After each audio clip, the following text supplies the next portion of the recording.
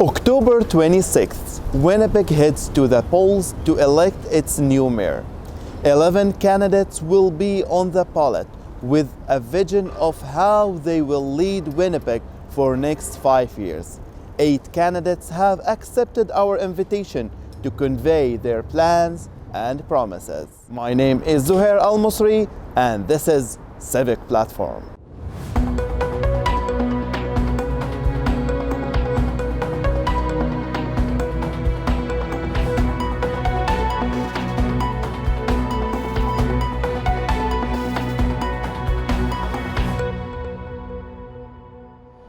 As a former bus driver for 9 years, Don Woodstock considers transit safety his utmost priority.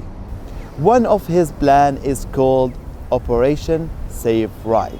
As an environmentalist, vehicle electrification is another priority for Woodstock. Thank you for having me. My name is Don Woodstock, and I am running to be the mayor of Winnipeg. And what I'd like to do as your mayor is first, I want to tackle this business of safety. My background is I have driven transit bus as a bus operator for 9 years. And I've also now owned my own business for 8 years. This is security business. It's Jamrock Security. That's what I do on my day to day. We are one of Winnipeg and Manitoba's top alarm company where we provide security solutions. And so this affords me the privilege of going into people's homes, hearing their concerns. From these concerns, I have developed what I considered something which is a rounded approach to this business of safety. And for me, I liken it this way. If you go to my donwoodstock.com, you'll see a little bit more elaborate on this. But for me, the safety approach would be to invite all the chiefs and the elders and invite the indigenous community to come on board and sit and discuss the issue of safety from a rounded approach. Recently, I made those comments and I was threatened with all kind of issues. I was death threats being thrown at me. The police have those reports. But through it all, it's something that I believe in and I've seen it. Too many families have been a victim of breaking. Too many families have been a victim of not being safe in our streets. So for me, I want to address that front and center. I don't want to run from it. The business of the environment has always been something that is solid in my heart because as an environmentalist and somebody who has advocated for a number of changes in the city, despite the fact I have not been elected as any body or council member or anything, I've never held elected office. I managed to lobby the city for the bigger reusable bins you have in the back lane that you put your recyclables in. I managed to get all the major malls and grocery store online to promote the business of reusable bags in 2009. Here we are, some 12 years later, we are looking at this 12, 13 years later when this is now a foregone conclusion. I see Walmart even now looking has banned plastic bags. I'm the guy who actually lobbied for the name change, garbage day to recycle day. That allows us to be a more participating in the recycling program. Simple things, but these simple acts I was able to go out and get these things done because these simple acts are important long term. And on the subject of finance, I am committed not to raise any more bonds. And I don't know, most people are not aware that we're still paying for the bridge that Glen Murray borrowed money on. We're still paying for it today. And the reason we are is because the city of Winnipeg cannot run a deficit, which means that if they try to run a deficit, it's illegal The provincial government comes in, take it over, and we don't have the city of Winnipeg like we do anymore. The most people wouldn't talk about these things because that's how they plan to continue this theft, I call it.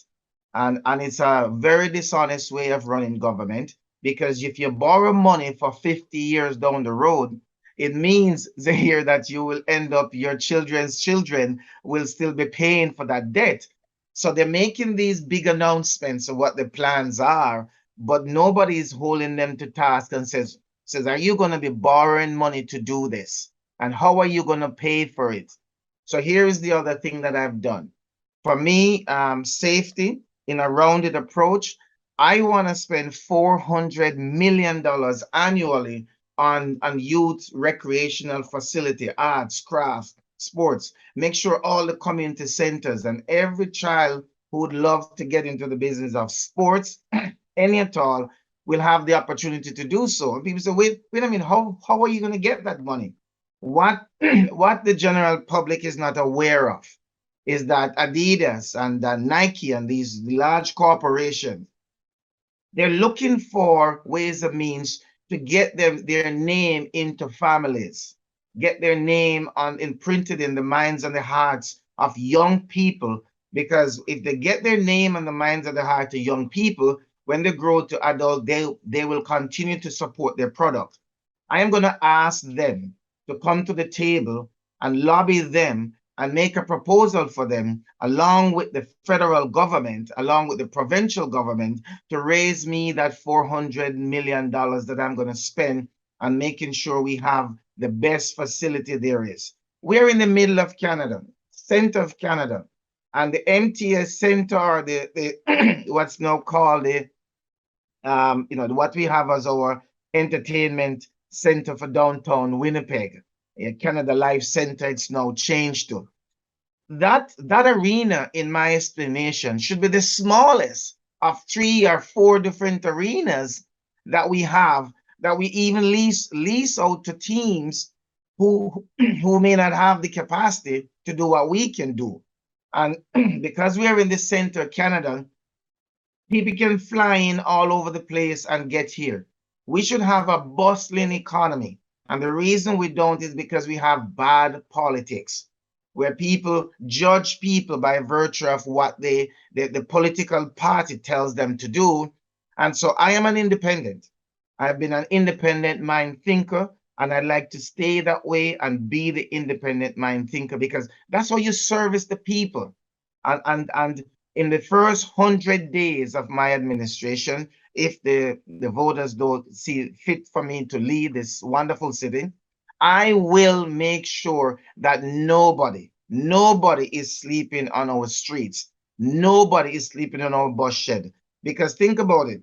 If we had the Queen or we had the Olympics coming here, guaranteed all the bus shelters will be back in place. The streets will be whitewashed, cleaned. All the glass will be in the bus shelters. Everything will be crisp and sparkling clean for the arrival of the Queen. Well, let's treat the citizens like that. They need to go back and be using the bus shelters as it was intended to use, and not for a home. Besides, let's face it, it is cheaper to put somebody in a home and provide services for them than to leave them on the street. And that information is not information that I gather. This is information that the federal government has, provincial government has, and the city government has. So then the real question is, why do we have people on the street? Housing and homes. One of the things that I have done, I was the fellow who actually got Homes for Heroes to come back to Winnipeg, Manitoba, after Brian Bowman, Scott Gillingham, Kevin Klein, that whole administration, they turned them away in 2016. Okay? And I met the guy in 2018 and invite him back here after the election and says to meet with a councillor. I call every single one of them who would listen to me, because in 2018 I wasn't elected, so I decided to work with one of the councillors. Kevin Klein was the only one who decided to talk to me, because the rest of them think they're smart, they're educated, they're clever, they have it all down pat. But that's the problem. As a result of Kevin Klein coming to talk to me, Homes for Heroes Foundation is building here in Winnipeg, Manitoba. And what they do across Canada is they build tiny home communities for veterans, homeless veterans. And it's a winning model. And I have said in 2018, and I'm saying it now, I want to have Winnipeg be the 8th city to end homelessness, which means we're going to take everybody off the street, provide them a home, provide them the services they need, help with the addictions they need, because as per the federal, provincial, and city government, it is cheaper. So there's no reason for people to be on the street. Head to winnipeg.ca for further details on candidates and voting information. This is Zuher Almusre, and this is Civic Platform. Thank you for watching.